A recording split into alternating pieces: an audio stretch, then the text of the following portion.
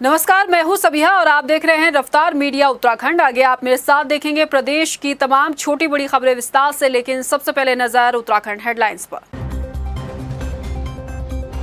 भोपाल में मध्य क्षेत्रीय परिषद की 23वीं बैठक में शामिल हुए मुख्यमंत्री धामी। प्रदेश के संसाधनों के आवंटन में इकोसिस्टम सेवाओं पर रहा फोकस, केंद्र से मांगा सहयोग। उत्तराखंड अधीनस्थ चयन आयोग की संदिग्ध भूमिका पर उठे सवाल। कांग्रेस ने कहा सीबीआई जांच के साथ आयोग के पूर्व अध्यक्ष और सचिव की भी होनी चाहिए जांच।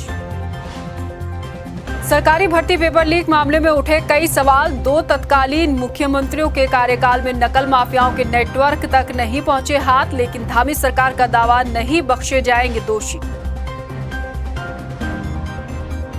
पौड़ी एसडीएम मामले को लेकर कांग्रेस का फूटा आक्रोश, प्रदर्शन कर फूका पुतला। हरदा ने उपवास रखकर कहा अधिकारियों का ऐसा बर्ताव बर्दाश्त करने लायक नहीं। और उत्तराखंड में आपदा में अब तक 6 लोगों की मौत, 12 लापता लोगों की तलाश जारी। कई इलाकों में आई आपदा से पटरी से उतरी जिंदगी, खौफजदा हैं लोग।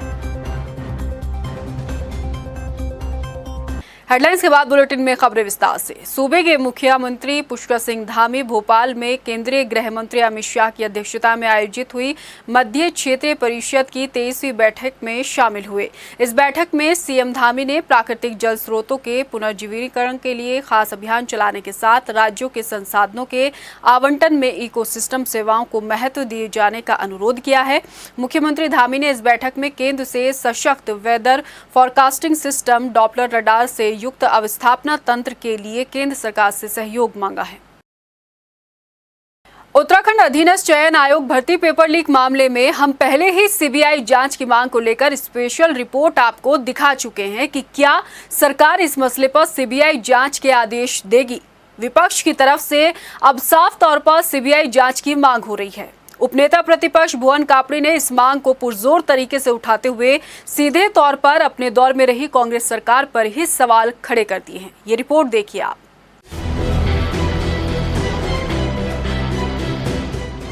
उपनेता प्रतिपक्ष भुवन कापड़ी सड़क से लेकर सदन तक शुरुआत से ही उत्तराखंड अधीनस्थ चयन आयोग में भर्ती पेपर में हुई धांधली के मसले को पुरजोर तरीके से उठाते आ रहे हैं और आज उन्होंने साफ तौर पर करोड़ों के इस खेल में भ्रष्टाचार को लेकर सीबीआई जांच की मांग को एक बार फिर दोहराया है। भुवन कापड़ी ने सीधे तौर पर नकल माफियाओं को कटघरे में खड़े करते हुए सरकार से कहा कि इस मसले में हर एक दोषी पर एक्शन लिया जाए और सीबीआई के हवाले से इसकी जांच हो। सबूत भी मिल रहे हैं। उत्तर प्रदेश में प्रिंटिंग में छपा है, उत्तर प्रदेश के सरगना बताए गए हैं। तो 2 राज्य इन्वॉल्व हो गए हैं इस मामले में। अब एसटीएफ अगर उत्तर प्रदेश में जांच के लिए जाती है तो उसे पहले उत्तर प्रदेश पुलिस से सहायता लेनी पड़ेगी, क्योंकि एसटीएफ के अधिकार अब सीमित हैं दूसरे राज्य में जाने के लिए। तो इसलिए भी जरूरी है कि जब 2 राज्यों में गिरोह पकड़ा जा रहा है, आगे जाने कितने राज्यों में इसके जो है हाथ फैले होंगे, तो इसलिए भी जरूरी है कि अब सीबीआई इसकी जांच करे। भुवन कापड़ी ने न सिर्फ 2022 में हुई सरकारी भर्तियों में हुई धांधली के मसले को उठाया, बल्कि तत्कालीन कांग्रेस सरकार पर भी सवाल खड़े कर दिए। उपनेता प्रतिपक्ष ने साल 2016 में हुई भर्तियों को लेकर भी जांच कराए जाने की मांग रखी। बता दें कि 2016 में हरीश रावत के मुख्यमंत्रित्व काल में हुई ग्राम पंचायत विकास अधिकारी यानी कि वीपीडीओ परीक्षा में ओएमआर शीट पहले ही लीक होने से भर्ती परीक्षा प्रभावित हुई थी। 2016 की जो भर्ती है उसकी जांच होनी चाहिए। उस समय के जो हमारे सदस्य थे भैसोड़ा जी, उन्होंने इस्तीफा भी दिया, उन्होंने कहा भी है हमसे जांच कीजिए, पूछिए, हम बताना चाहते हैं। भाजपा ने कराई नहीं। अगर हम ये बात कर रहे हैं कि जांच 2016 से होनी चाहिए, तो सीधी सी बात है कि हमारा मकसद जांच कराना है, क्योंकि 2016 में कांग्रेस की सरकार थी। अगर हम कहीं भी इसमें लीपापोती की बात करते तो 2017 से करते। सवालों के घेरे में घिरे उत्तराखंड अधीनस्थ चयन आयोग भर्ती पेपर लीक मामले में सोशल मीडिया से उठी सीबीआई जांच की मांग को अब विपक्ष ने बुलंद कर दिया है। तो अपनी ही सरकार में हुए घोटाले की जांच की भी मांग कांग्रेस ने सरकार से की है। ऐसे में सरकार क्या सीबीआई जांच को मंजूरी देगी या फिर एसटीएफ मामले की तह तक जाकर भ्रष्टाचार को जड़ से खत्म करेगी, ये एक बड़ा सवाल बन जाता है। रफ्तार मीडिया के लिए देहरादून से सुशांत सिंह की रिपोर्ट। उत्तराखंड में UKSSC पेपर लीक मामला इन दिनों चर्चाओं में है। हालांकि UKSSC पर उठ रहे सवाल कोई नए नहीं हैं। उत्तराखंड अधीनस्थ चयन आयोग बहुत पहले से ही विवादों में रहा है। हालात ये रहे हैं कि पुष्कर सिंह धामी की पूर्ववर्ती मुख्यमंत्री त्रिवेंद्र सिंह रावत और उनके पूर्ववर्ती मुख्यमंत्री हरीश रावत के दौर में ये आयोग विवादों के साए में रहा, लेकिन दोनों ही मुख्यमंत्री इन विवादों से मुंह मोड़े रहे और गंभीरता से जांच नहीं कराई। इसका नतीजा ये हुआ कि राज्य में नकल माफिया न सिर्फ बेलगाम हुए बल्कि उसकी जड़ें भी गहरी होती चली गई। अपनी सरकार को जीरो टॉलरेंस की सरकार बताकर प्रचारित करने वाले मुख्यमंत्री त्रिवेंद्र सिंह रावत के दौर में फॉरेस्ट गार्ड भर्ती घोटाला हुआ। इस दौर में सरकार की छवि ऐसी बनाई गई थी कि मानो अगर यूपी की सीमा पर भी भ्रष्टाचार दिख जाए तो उसका वहीं एनकाउंटर हो जाएगा। लोगों को उम्मीद थी कि फॉरेस्ट गार्ड भर्ती घोटाले में यही होगा। जिस जज्बे से सीएम त्रिवेंद्र सिंह रावत ने एक महिला टीचर को जनता दरबार से धक्के मरवा कर निकलवा दिया था, उसी तरह से भर्ती घोटाले में शामिल लोगों के खिलाफ भी सख्त कार्रवाई होगी और दोषियों को धक्के मारकर जेल की सलाखों के भीतर भेज दिया जाएगा। लेकिन हुआ इसका उल्टा। इस मामले में जिस शख्स का नाम आया, एक तो वो भाजपाई निकला और दूसरा वो मुख्यमंत्री का करीबी भी। बात हाकम सिंह की हो रही है। हाकम की पीठ थपथपाते तत्कालीन मुख्यमंत्री त्रिवेंद्र सिंह रावत की कई तस्वीरें आपको सोशल मीडिया पर तैरती मिल जाएंगी। अब इन तस्वीरों को देखकर दावे के साथ ये तो नहीं कहा जा सकता कि हाकम के कारनामों की खबर त्रिवेंद्र को रही होगी, लेकिन हालात और परिणाम देखकर ये जरूर कहा जा सकता है कि हाकम को लेकर सरकारी स्तर पर वो गंभीरता नहीं दिखी जो दिखनी चाहिए थी। ये केस स्टेट ने नहीं लड़ा और हाकम का नाम FIR से भी हटा दिया गया। लोग अब चर्चा कर रहे हैं कि अगर त्रिवेंद्र सिंह रावत ने बतौर मुख्यमंत्री गंभीरता दिखाते हुए इस घोटाले की जांच कराई होती तो शायद आज ये दिन न देखना पड़ता और बहुत पहले ही इस मर्ज का इलाज हो गया होता। लेकिन अफसोस है कि अब सिर्फ चर्चा ही हो सकती है। वैसे त्रिवेंद्र सिंह रावत से पहले हरीश रावत सरकार में भी आयोग की कार्यशैली सवालों के घेरे में रही। हरीश रावत के मुख्यमंत्रित्व काल में हुई ग्राम पंचायत विकास अधिकारी यानी VPDO परीक्षा हैरत अंगेज तरीके से कटघरे में आई। 6 मार्च 2016 को हुई इस परीक्षा के OMR शीट के पहले ही लीक हो जाने और उसको पहले ही भर लेने की खबरें आई। उस वक्त चयन आयोग के अध्यक्ष के तौर पर RBS रावत कुर्सी संभाल रहे थे। हंगामा मचा, आयोग के पूर्व सदस्यों ने मोर्चा खोला, बाकायदा प्रेस कॉन्फ्रेंस की गई। OMR शीट कई दिनों तक गायब रखने और फिर उसमें छेड़छाड़ कर रिजल्ट घोषित करने के आरोप उछाले गए, लेकिन हुआ कुछ नहीं। RBS रावत ने इस्तीफा दे दिया और बतौर CM हरीश रावत ने 3 सदस्यों की एक कमेटी बना दी। कमेटी ने सरकार को क्लीन चिट दे दी, लेकिन वो नकल माफिया के नेटवर्क तक नहीं पहुंच पाई। 2016 से लेकर 2022 तक के इस दौर में कई बार ऐसे मौके आए जब साफ तौर पर ये संकेत मिले कि चयन आयोग की परीक्षाओं में बड़े पैमाने पर धांधली हो रही है।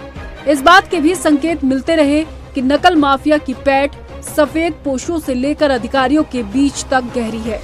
रसूखदारों के हाथ में नेटवर्क की कमान है और पूरे पहाड़ में युवाओं के भविष्य को लाखों में बेचा जा रहा है। लेकिन हैरत देखिए कि किसी मुख्यमंत्री का इतना साहस नहीं हुआ कि इस नेटवर्क को तोड़ने के लिए प्रतिबद्धता दिखा सके। हालांकि मौजूदा वक्त में ये साहस पुष्कर सिंह धामी ने दिखाया है।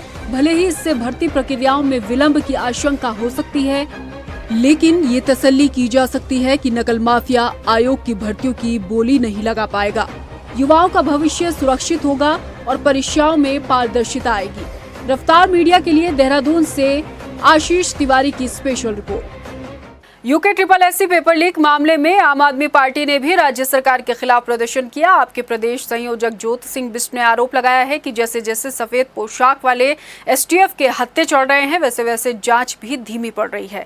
ज्योति सिंह बिष्ट ने हाईकोर्ट के रिटायर्ड जज से भर्ती धांधली की जांच कराने की मांग की है।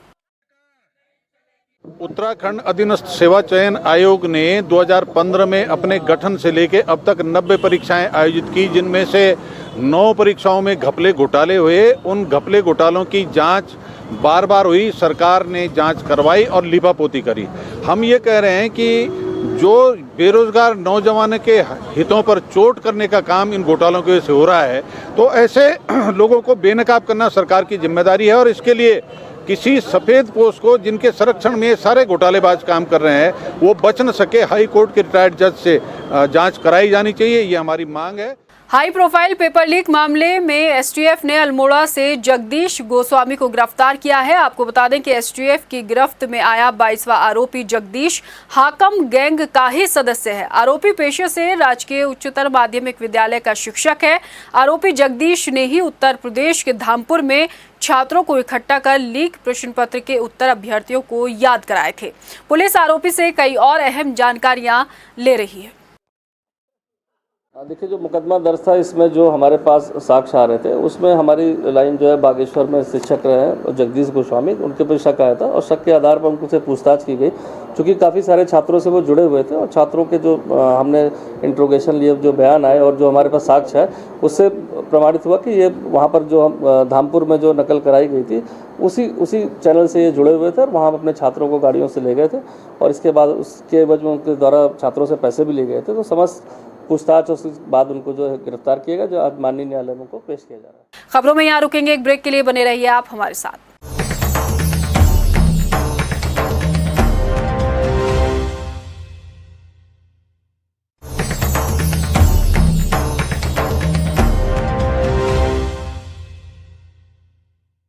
अग्निवीर भर्ती मेले के दौरान पौड़ी एसडीएम और युवा कांग्रेस कार्यकर्ता के बीच हुई झड़प को लेकर कांग्रेस आक्रोश में है।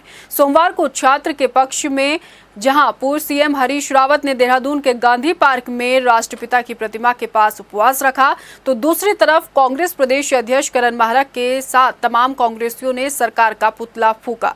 हरीश रावत ने आरोप लगाया कि कांग्रेस कार्यकर्ताओं का उत्पीड़न हो रहा है। वहीं माहरा बोले, राज्य में लाल फीताशाही हावी है। इस समय हमारे कार्यकर्ताओं का जिस तरीके से उत्पीड़न हो रहा है, हम एक तरफ कहते हैं अपने कार्यकर्ताओं से तुम सामाजिक कार्य करो, वह उनके खाने की व्यवस्था, रहने की व्यवस्था देख रहे हैं और एक किसी की शिकायत पर कि नितिन बड़ा नेता बनना है किसी ने कह दिया तो एसडीएम उसको बुला करके कह रहा है कि तुझको जो है बंद कर दूंगा मैं, तू सरकारी काम में बाधा डाला है। अरे क्या बाधा डाला है, सबको दिखाई दे रहा है वीडियो में। अकेला व्यक्ति है, कुछ कह नहीं रहा है, लेकिन ये सरकार की मानसिकता को, ये एसडीएम नहीं है, ये सरकार की मानसिकता को दर्शाता है। मैं सोच रहा था कि युवा हमारे मुख्यमंत्री है, वो स्वयं संज्ञान लेते हुए एसडीएम के खिलाफ कार्रवाई करेंगे, न्याय करेंगे, लेकिन अभी तक ऐसा देखने में नहीं आया। गांधी की मूर्ति पे 1 घंटे का उपवास रखा गया, मौन व्रत रखा गया रावत जी के द्वारा और अभी हमारे नौजवानों ने पुतला दहन किया है। हमारे नेता प्रतिपक्ष इस समय पौड़ी गए हुए हैं आज, जबकि एक महत्वपूर्ण बैठक पीसीसी में थी, उसको छोड़कर वो आज युवाओं के इस घटनाक्रम को देखते हुए पौड़ी पहुंचे हैं। मैं यहां मीटिंग लेने के लिए आया हूं। अगर सरकार ने कार्रवाई नहीं की एसडीएम के खिलाफ तो हम इसको प्रदेशव्यापी आंदोलन बनाएंगे। पौड़ी जिले में भी एसडीएम के कांग्रेस कार्यकर्ता के साथ किए गए बर्ताव पर कांग्रेसियों ने प्रदर्शन किया। यहां कांग्रेस कार्यकर्ताओं ने नेता प्रतिपक्ष यशपाल आर्य के नेतृत्व में जुलूस निकाला। मामले पर कांग्रेस ने निष्पक्ष जांच के लिए जिलाधिकारी विजय कुमार जोगदंडे को ज्ञापन सौंपा। मैंने कहा ना कि उल्टा चोर कोतवाल को डांटे, गलती कोई करे सजा किसी को दे, जिसके खिलाफ प्राथमिकी दर्ज होनी चाहिए थी। जो अभद्र भाषा का इस्तेमाल कर रहा हो, आचरण कर रहा हो, वो व्यक्ति उस नौजवान के खिलाफ एफआईआर दर्ज कर रहा है। इसी के लेकर कांग्रेस पार्टी आज पौड़ी में धरने पर बैठी है। उनके द्वारा जो बात रखा है उसमें उन्होंने ये कहा है कि इस संबंध में न्याय उचित कार्रवाई को संपन्न किया जाए और इसमें प्रकरण की दोनों पक्षों की इसमें जो बात है, मतलब दोनों जो शिकायतकर्ता हैं और जो व्यक्ति हैं जिनके खिलाफ शिकायत दर्ज हुई है, दोनों को बुलाकर उनके क्या उनका पक्ष है उसको सुन लिया जाए। उसके उपरांत जो है प्रक्रिया को अवलंबित किया जाए। 4 सितंबर को दिल्ली के रामलीला मैदान में होने वाले प्रदर्शन को लेकर प्रदेश कांग्रेस भी तैयारी कर रही है। आज तमाम कार्यकर्ताओं के साथ कांग्रेस के प्रदेश अध्यक्ष करण माहरा ने बैठक की। बैठक में बेरोजगारी, महंगाई को लेकर डबल इंजन की सरकार पर कांग्रेस ने तंज कसा। आपको बता दें कि 4 सितंबर को दिल्ली में कांग्रेस राहुल गांधी के नेतृत्व में प्रदर्शन करेगी। कांग्रेस अपने इस आंदोलन को सफल बनाने के लिए प्रदेश में भी रणनीति बना रही है। महंगाई से लोग परेशान हैं, बेरोजगारी से लोग परेशान हैं, उसको लेके एक बड़ा आंदोलन कांग्रेस करने जा रही है और जो दिल्ली के रामलीला मैदान में 4 तारीख को ये आंदोलन होना है, प्रदर्शन होना है। उसमें आदरणीय राहुल गांधी जी उस मीडिया मतलब उसको संबोधित भी करेंगे। हमारे प्रदेश से हमारी सहभागिता और हमारी भी जिम्मेदारियां हैं। तो मैंने आज कार्यकर्ताओं की बैठक ली है और शाम को हम लोग विधायक, पूर्व विधायक, मंत्रीगणों की भी बैठक ले रहे हैं। अपने अपने तरीके से हम कैसे उसमें सहयोग प्रदान कर सकते हैं, उसके लिए आवश्यक बैठक बुलाई गई।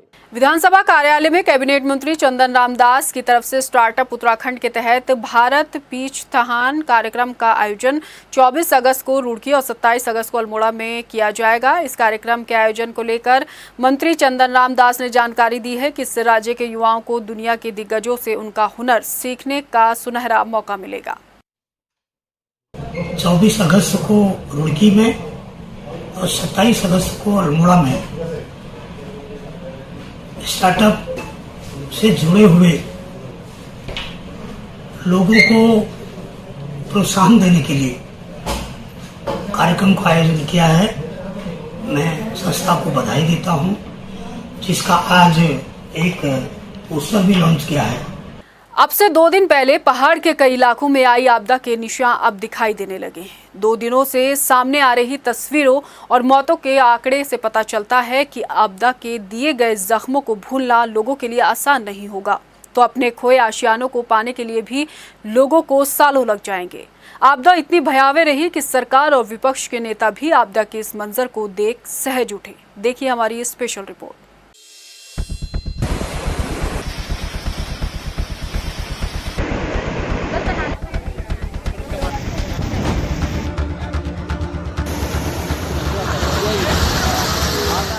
उन्नीस अगस्त को पहाड़ के इन इलाकों में आई आपदा से पहले यहाँ की तस्वीर भी एकदम जुदा थी, मगर भारी बारिश ने लोगों की जिंदगी को एक रात में बदल कर रख दिया। भारी बारिश और बादल फटने के बाद आया सैलाब अपने साथ लोगों के आशियानों के साथ साथ उनके अपनों को भी आगोश में ले गया।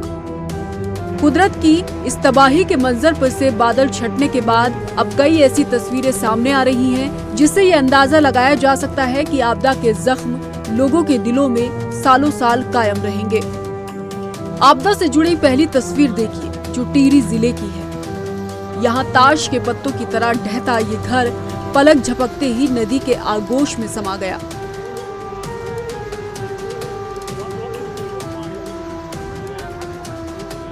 टिहरी जिले के कई घरों में मलबा घुसने के साथ कई ग्रामीण मार्गों का पूरी तरीके से संपर्क कट चुका है। दूसरी आपदा की तस्वीर देहरादून जिले की है। देहरादून के मालदेवता और रायपुर इलाके में बादल फटने से मची तबाही के इस मंजर को भी देख लीजिए।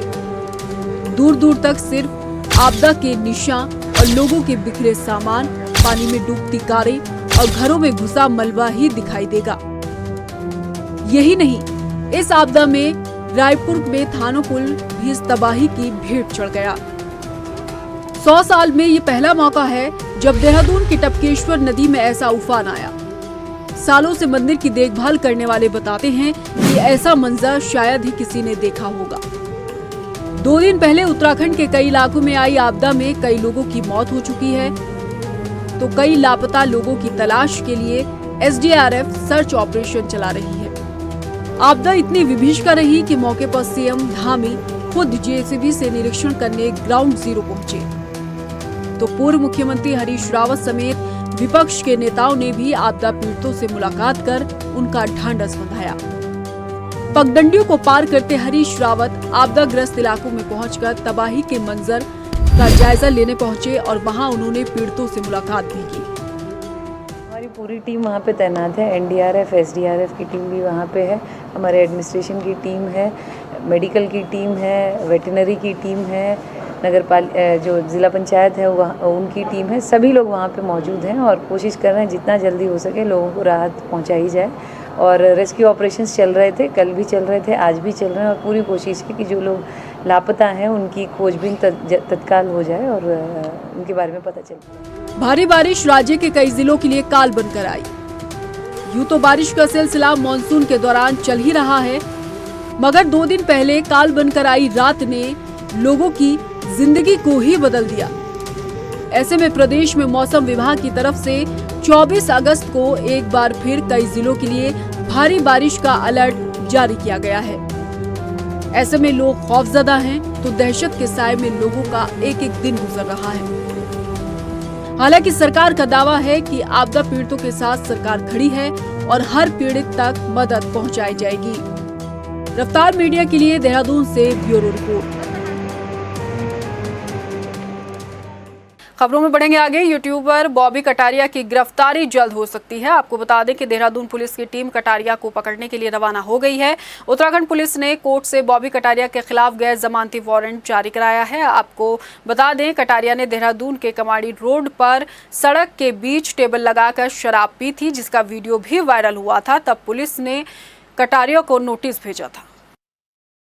देखिए, मुकदमा पंजीकृत करने के बाद विवेचनात्मक कार्रवाई चल रही है और विवेचना में जो किसकी क्रिमिनल हिस्ट्री है उसको लिया गया है, जो घटना से संबंधित गवाहों के बयान वगैरह लिए गए हैं, वारंट इशू कराया गया है और टीमें बाहर निकाली गई हैं जो गिरफ्तारी के प्रयास कर रही हैं। लक्सर के शिवपुरी गांव में एक युवक को जान से मारने की धमकी और जाति सूचक शब्दों का इस्तेमाल करने को लेकर पीड़ित पक्ष कोतवाली पहुंचा। पीड़ित पक्ष ने तहरीर दर्ज कराते हुए निष्पक्ष जांच की मांग की है। मांग को पुरजोर तरीके से उठाते हुए बसपा कार्यकर्ता दीपक सेठपुर ने मीडिया के समक्ष मामले को रखते हुए कहा कि महज 180 रुपए के लिए युवक को जान से मारने की धमकी दी गई है, जिसके खिलाफ जाँच की मांग की गई है।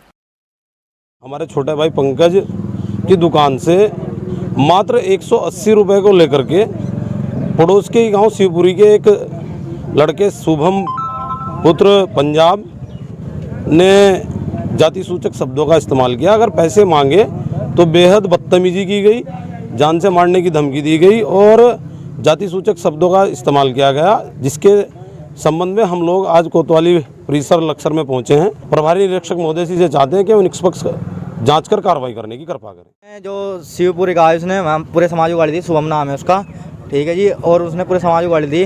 उसकी खातिर हम कार्रवाई चाहते हैं, जो मतलब कार्रवाई सर करेंगे, ठीक है जी। रिकॉर्डिंग है उसकी हमारे पास, सब चीज़ है, इसलिए हम यहाँ कोतवाली में हैं। मगर कुछ ना करने के लिए पहले सरकार के पास चले। हल्द्वानी के गोला नदी में बहे दूसरे युवक का शव भी बरामद कर लिया गया है। मृतक युवक रविवार को अपने दोस्त के साथ नदी में नहाने आए थे और पानी के तेज बहाव में दोनों बह गए। सूचना पर पहुंची पुलिस और एसडीआरएफ की टीम ने पहले साथी का शव कल ही बरामद कर लिया था। वहीं एसएसपी ने लोगों से अपील की है कि बरसात के मौसम में नदी तालाब से दूर रहें।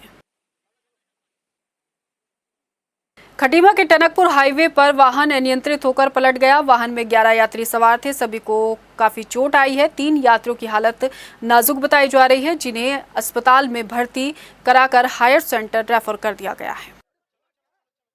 पलटने की वजह से कुछ लोग घायल अवस्था में चिकित्सालय खटीमा लाए गए हैं, जिनमें 3 लोग गंभीर रूप से घायल हैं, जिनको प्राथमिक उपचार देने के बाद आगे के लिए संदर्भित किया जा रहा है। बाकी जो 8 लोग हैं वो लोग मामूली चोटें हैं, उन सबका इलाज कर दिया। देहरादून नगर निगम की तरफ से नकरौंदा क्षेत्र में बनाए जा रहे सीवरेज ट्रीटमेंट प्लांट का विरोध बढ़ता जा रहा है। मामले में नकरौंदा के ग्रामीणों ने जिलाधिकारी कार्यालय में आकर प्रदर्शन कर ज्ञापन सौंपा है। ग्रामीणों का कहना है कि क्षेत्र में पहले ही शराब की फैक्ट्री है, जिससे पहले ही काफी दुर्गंध आती है और अब सीवरेज ट्रीटमेंट प्लांट लोगों के लिए मुसीबत बनेगा। सरकार ने उस जो सीवर प्लांट वहां पर लगाने का जो काम किया है, हम उसका विरोध कर रहे हैं, ताकि हमारे गांव की जो आबादी है उससे दूषित ना हो। वहाँ के जो पेयजल स्रोत हैं, जो मुख्य स्रोत हैं, हमारे हैंडपंप हैं, अगर वो वहाँ पर सीवरेज प्लांट बनता है तो निश्चित आबादी के सैकड़ों हजारों हैंडपंप दूषित जल उगलेंगे, जिसे पीने के लिए जनता मजबूर होगी और जनता को मजबूरन गांव खाली करना पड़ेगा। लोहा घाट में ठेका प्रथा को लेकर रोडवेज कर्मचारियों ने परिवहन विभाग के खिलाफ प्रदर्शन किया। प्रदर्शन कर रहे कर्मचारियों ने आरोप लगाया कि परिवहन विभाग में ठेका प्रथा लागू करने की सुगबुगाहट चल रही है। ठेका प्रथा शुरू करने के लिए नई एजेंसी नियुक्त की जा रही है, जिसका वो विरोध कर रहे हैं। 2 एजेंसियां थी, बिल्कुल स्टडी कर दी गई थी, जिन्होंने फंड का पैसा गबन करा था।